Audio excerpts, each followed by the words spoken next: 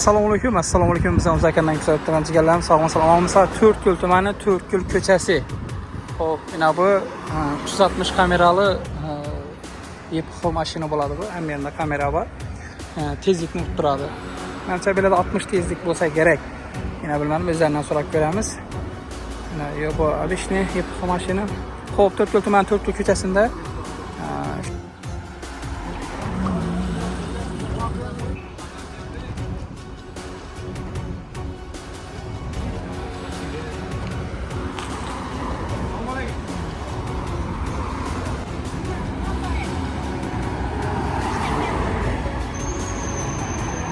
Karşıda sizinle orunduklar suyançık boş gerek, baş suyançık boş gerek. Bana yüzde var, başın içinde